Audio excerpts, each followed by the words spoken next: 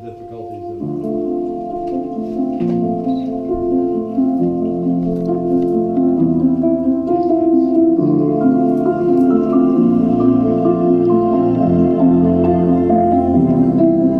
shattered like you've never been before. The life you knew in 1,000 pieces on the floor. And words fall short in times like these, but this world drives you to your knees. You think you're never gonna get back to the you they used to be. Tell your heart to beat again. Close your eyes and breathe it in. Let the shadows fall away. Step into the light of grace. Yesterday's a closing door. You don't live there anymore. Say goodbye to where you've been, and tell your heart to beat again.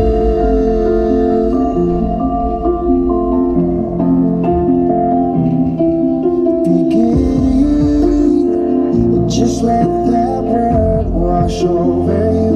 It's alright now. Love's healing hands have pulled you through.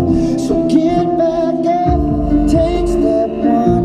Leave the darkness, feel the sun. 'Cause your story's far from over, and your journey's just begun. Okay. They wanted to hear the rest of the song. Thanks. That's okay. Is there a pocket in there? Well, it's nice how all of you to be here, and Doreen, we're so honored that you would allow us to come creeping in here at 4:15 on a Tuesday. And this is a very big moment for both of you, and maybe we should just say a word of prayer before we begin. Our Father, we come to you this day to hear these marriage promises and commitments made by Don and Doreen. We give you thanks for the many blessings you have bestowed upon us, the paths that brought these two together. Thank you. May they find the kind of love that you promised in Scripture. Today we ask for the blessing upon this ceremony and this marriage, and we ask that you give this bride and groom both kind and loving hearts, always ready to forgive and to be open to receiving forgiveness. May their spirits be filled with well-being and light, and may the love that brought them together grow deep and wide and long and mature. We ask in the name of Jesus. Amen. So I know that you've never heard this passage before, but it has the word L-O-V-E in it. And if all of the crowd could say love, love, love in unison, then we'd be up to speed. If I speak in the tongues of men and of angels but have not love, I'm a noisy gong or a clanging cymbal. And if I have prophetic powers and understand all mysteries and all knowledge, and if I have all faith so as to remove mountains but not love, I am nothing. If I give away all I have, even at the market, and if I deliver my body up to be burned but have not love, I gain nothing. Love is patient and kind. Love does not envy or boast. It is not arrogant or rude. It does not insist on its own way. It is not irritable or resentful. It does not rejoice at wrongdoing, but rejoices with the truth. Love bears all things, believes all things, hopes all things, endures all things. So now faith, hope, and love abide, these three. But the greatest of these is love. Well, there are different kinds of love for a man and a woman. When they first meet each other, we say that there's chemical love. It's the dancing of chemistry that makes it possible for you to be interested in one person and not even turn your head at another. And chemical love is a lot of what we see in movies. It's the chemistry, and we even have a lot of songs about it, right? But as people get to know each other, they actually bond. And there's that kind of bonding love where they start sharing pieces of their heart. They start sharing what they care about, what they have been through, and how they share the stories of what they've said to each other, and in the process, that makes them bond together in love. And as this deeper and deeper love goes, then we have what's called loyal love. And loyal love can be described best by a husband staying home with his wife and giving up his job at a career because she no longer can take care of herself.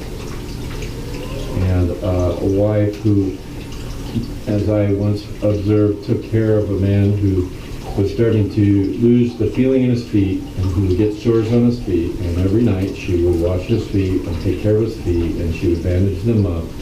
It's no longer just the chemical love or the bonding love, but it's the loyal love. Is the I'm here. And Solomon talks about this, the Song of Solomon. Place me like a seal over your heart, like a seal on your arm, for love is as strong as death. Its jealousy unyielding as the grave, it burns like a blazing fire, like a mighty flame. Many waters cannot quench love. Rivers cannot sweep it away. If one were to give all the wealth of one's house for love, it would be utterly scorned. So that's the ideal that God has for us, that loyal love, that I got your back, I believe in you, and thick or thin. And that kind of love comes closest to showing us the love of the Father and the Son and the Spirit, the kind of love that they have for each other. And so I know that you wanted to have a moment where you could kind of express verbally in front of your friends and family what you feel about each other. And so I want to give you that opportunity.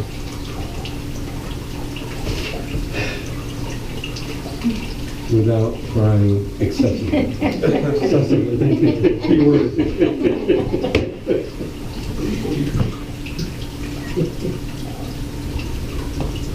Forget that.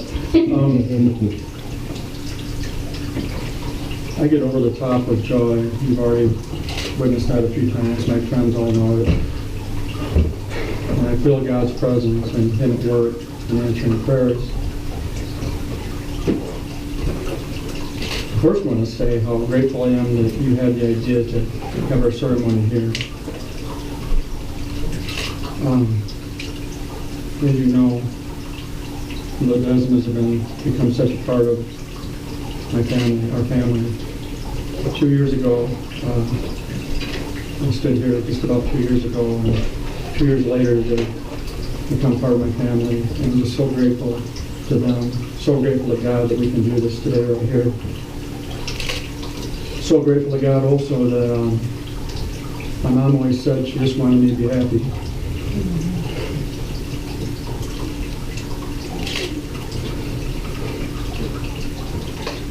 These last few weeks with you has brought my heart back again, the other half of my heart. I've never experienced so much happiness as these last few months that I didn't realize I was missing. That Mom can be here and witness this, and her answered prayers be answered through us. It's so amazing. Every step of the way through my journey with God, He's put the right people in my path so I could praise Him every minute, no matter what. First, Mark and Kelly, Joycelyn. First at Calvary Road, you know the stories. We've shared them all with each other already. Marcia and Mike at the market, it still wouldn't be going without them. Vern this year, when I was out of the loop, God sent Vern to take my place pretty much.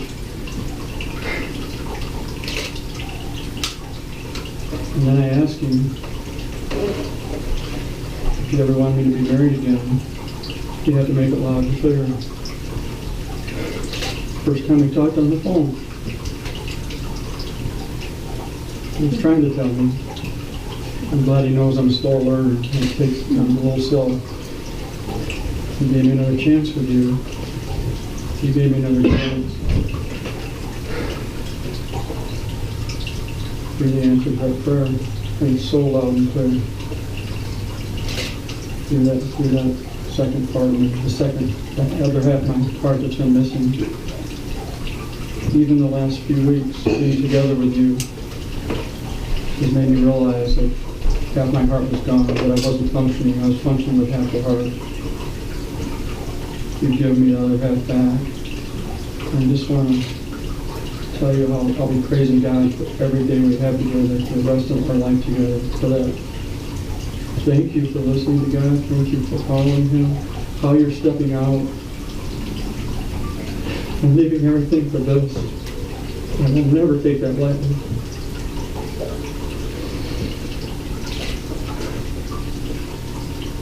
Patience. And what was that other word? Perseverance. Perseverance. I know I'm a work in progress. You found out that I'm a work in progress. I need patience and perseverance from you. I know you'll give me that. I know you're going to take me places that I've never been in my life that I need to go. Our relationship is. I'm so grateful for that.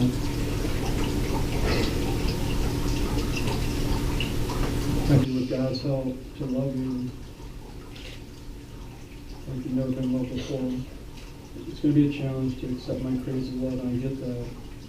And I will accept that love back from you. A lot of things are going to be new and better. And I promise you to put God at the head of our relationship, at the head of our marriage. You make me want to be closer to God. And by doing that, God will get us closer to each other. And I love you with all my heart. And promise, like I said, to love you, love you, love you. And just thank God for you.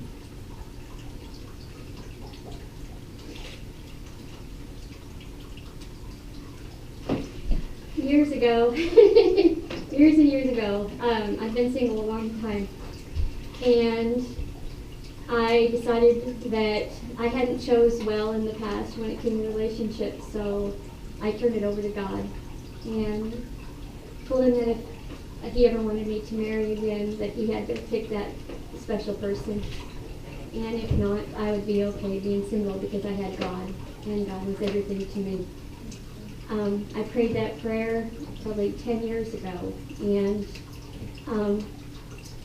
it was about a year ago. I remember traveling down the highway, because I always talk to God when I'm in the car, and I remember telling God that I loved Him, but that I wanted somebody to hold, and somebody like, God, either take me to heaven or give me somebody to love here on earth, because I want somebody to hold.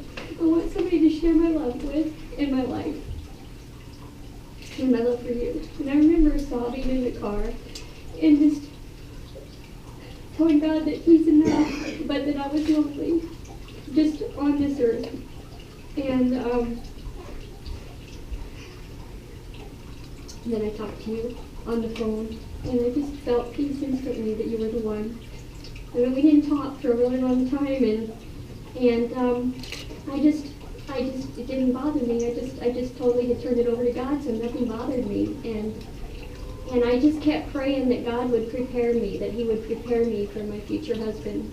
And so I became a master gardener, and I worked in my garden, and I got a job at Lowe's in the lawn and garden center, and I was doing all these things in my life, and I canned and did all kinds of things that I had never done before. And I just prayed, God, prepare me for my future husband. But I always knew I'd be okay if I was alone. But I knew there was another half of my heart out there somewhere. There was a loss, a hole in my heart. And when we met for the first time in November, instantly I felt that my other half was there. My other half of my heart was there. And I came here in November and went to a wedding in Wisconsin, and I told all my friends that I just met my future husband. And I went back to Iowa and told my kids I was going to be married again someday soon, and that I'd be moving to Michigan. And that was after we'd only spent 2.5 days together. But I just had a peace, and I needed to wait until you felt that same peace. But I just have felt God in this all along, and things that only God knew in my heart, He revealed through you. That you saw my heart when nobody else has. So thank you for being there for me. And I'm so excited that I put God first and that He chose you for me. And I will treasure that every day for the rest of my life. And I look forward to putting our marriage, God first in our marriage, and living out a marriage as God intended. I want to get it right, and I think we can do it together. Hmm. I love you. Okay. Don Villwock, do you take this woman, Doreen Titus, to be your wedded wife, to live together in marriage? Do you promise to love her, comfort her, honor and keep her for better or for worse, for richer or poor, in sickness and health, and forsaking all others, be faithful only unto her for as long as you both shall live? Doreen Titus, do you take Don Villwock to be your wedded husband, to live together in marriage? Do you promise to love him, comfort him, honor and keep him for better or worse, for richer or poorer, in sickness and health, and forsaking all others, be faithful only unto him so long as you both shall live? I will. And sir, could we have the rings at this time? Are you the best kid? No. I couldn't find a big enough Bible for him to carry. You're the Bible. Get the Bible boy. Ring bearer. Ring bearer. Let's get the right title here. I'm getting some business cards written. And you go first. The wedding ring is an outward sign of an inward and spiritual bond, which unites these two hearts in endless love. And so as you share these tokens, you are pledging before these people your love and faithfulness to each other. So,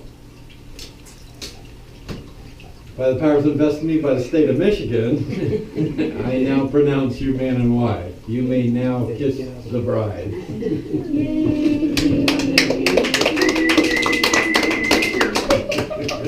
Get a room. That's what we were talking about down the hallway when you said we're not supposed to be talking to each other. I said, never said you said you shouldn't be No, doing we were- that.